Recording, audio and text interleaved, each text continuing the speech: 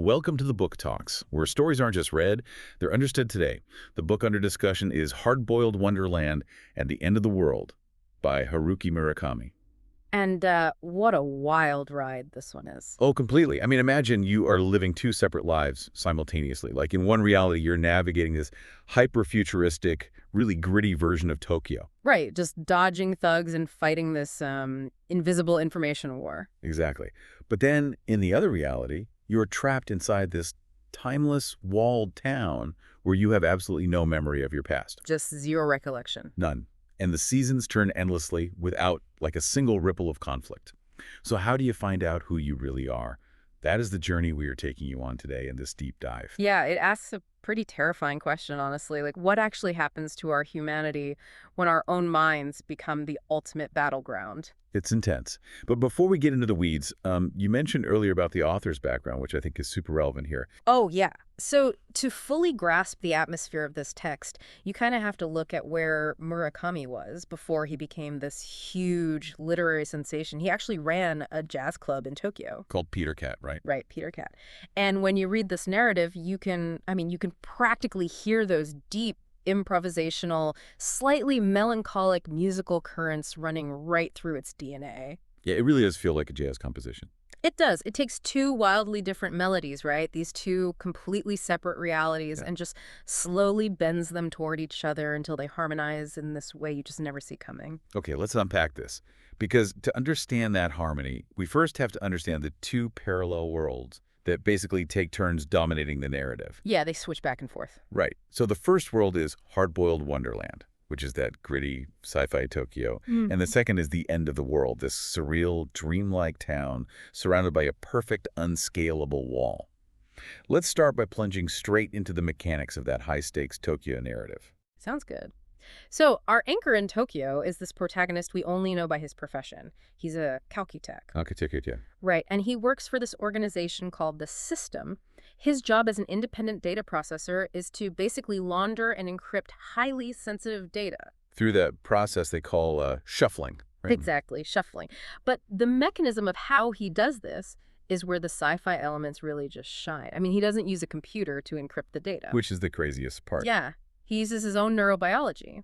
A Calcutec is medically altered to literally split the functions of the right and left hemispheres of his brain. Oh, wow. So he uses his subconscious to process and scramble information so deeply that it basically cannot be extracted by conventional means. And the system relies on this biological encryption because they are locked in this massive information war, right? Like they're fighting these data thieves called semiotics. Yeah, who work for an underworld syndicate known as the Factory. Right, the factory. It's very much a whoever controls the data controls the future kind of vibe. And our Calcutec gets pulled into the center of this war through this crazy, inciting incident that just strips away his senses one by one. Oh, the elevator scene. Yes. He is called to a specialized job, and the journey begins in this elevator that is just impossibly slow. Like it's so pristine it resembles a high-tech coffin. And completely silent. Terrifyingly silent.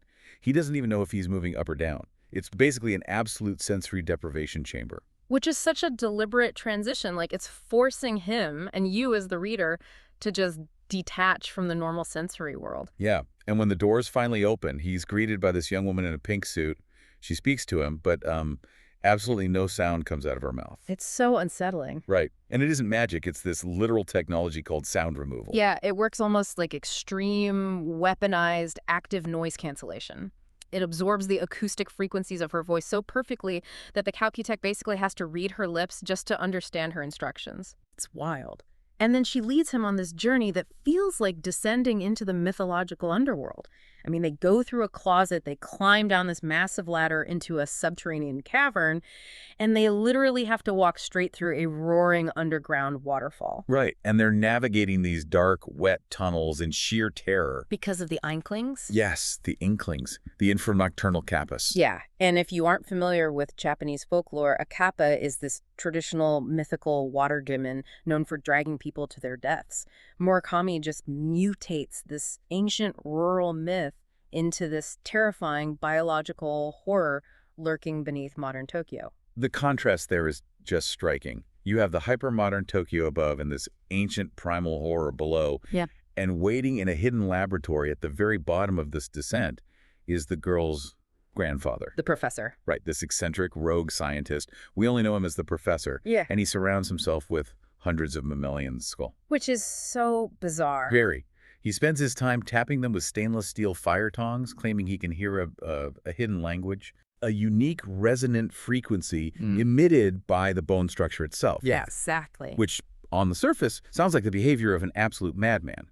But then he starts explaining his theories on the human mind, and you realize, oh, you are actually dealing with a genius who has cracked the fundamental code of human consciousness. What's fascinating here is the professor's structural model of the brain. I mean, he rejects the idea that the brain is just a biological computer. Right. He describes human consciousness as a black box, or what he whimsically calls an elephant factory deep inside us. The elephant factory, yeah. Right. We can observe the raw materials going in and the behaviors coming out, but the internal assembly line is a complete mystery.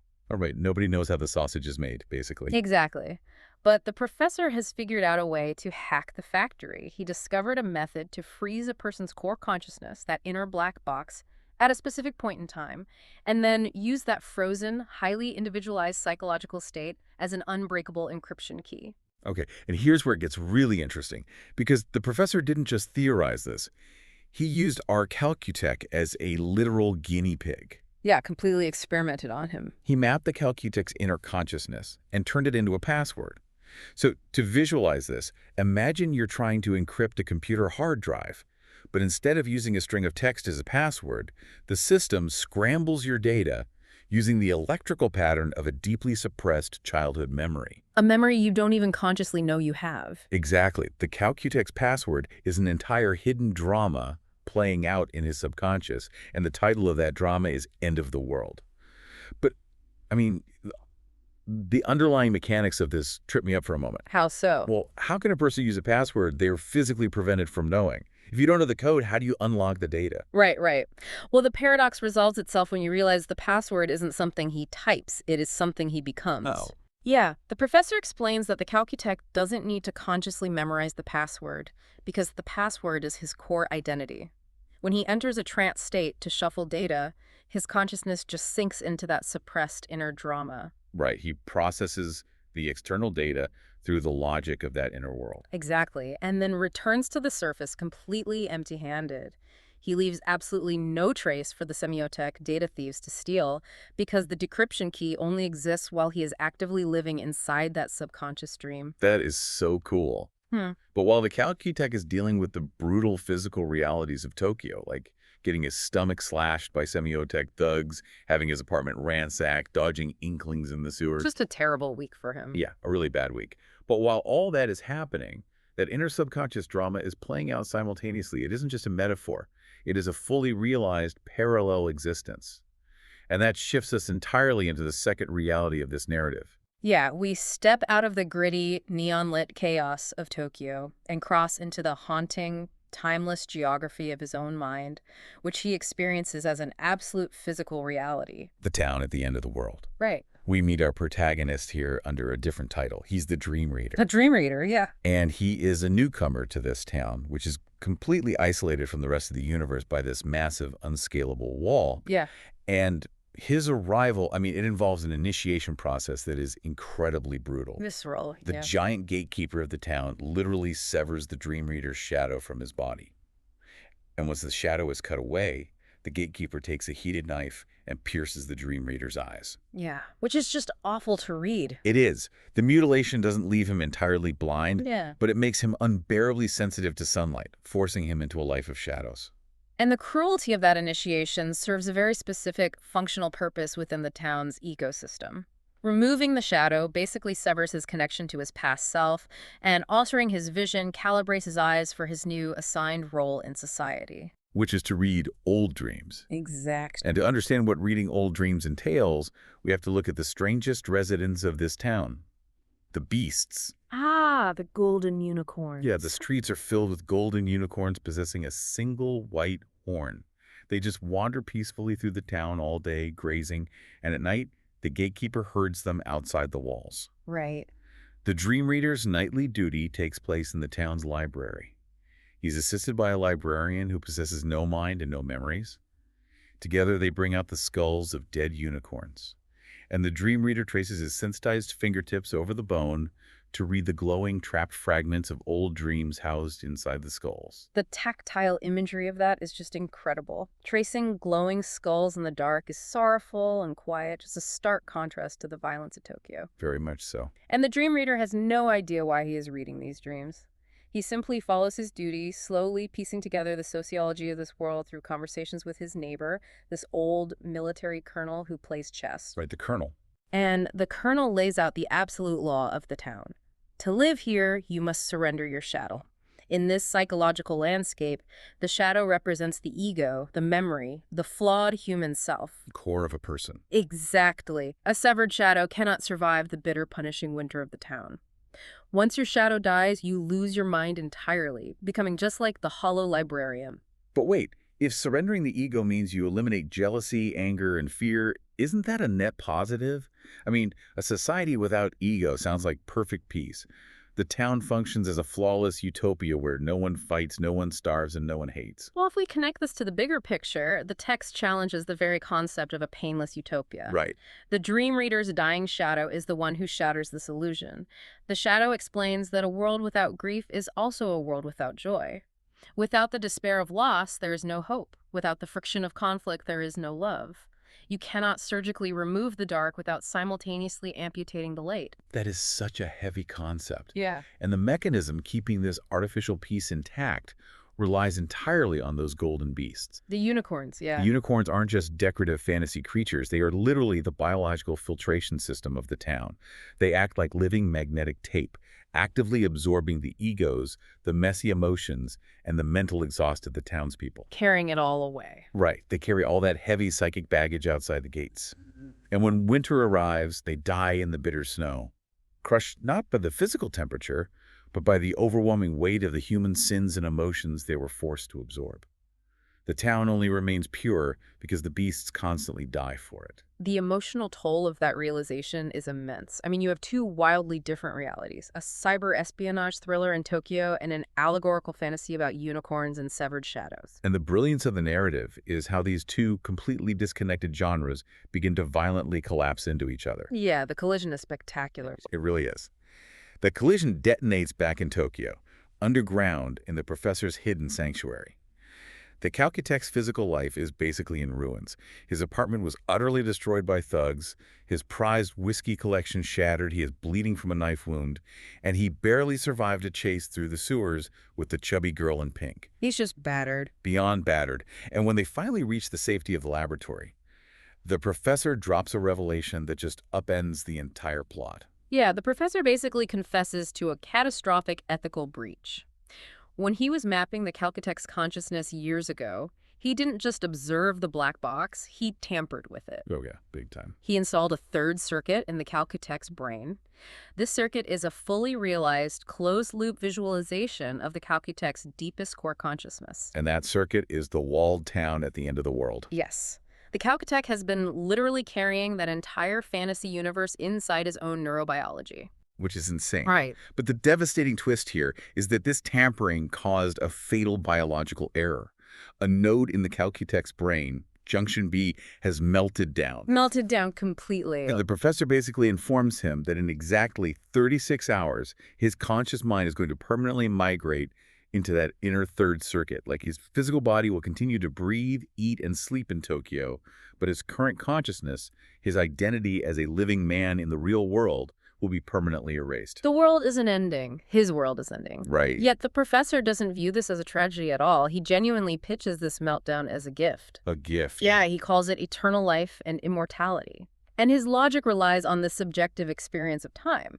Inside that third circuit, inside the town, time operates differently. Like Zeno's paradox or something. Exactly. Much like the mathematical paradox, where you can infinitely divide a distance in half and never actually reach zero, the mind can infinitely subdivide a single second.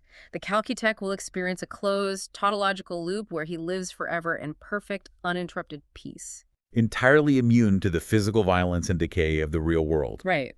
But calling that immortality is a massive stretch, and the Calcutec pushes back hard against the professor's optimism. Yeah. And honestly, here's where it gets really interesting, because I have to side with the Calcutec here. Oh, absolutely. Living eternally in a loop inside your own head isn't a gift.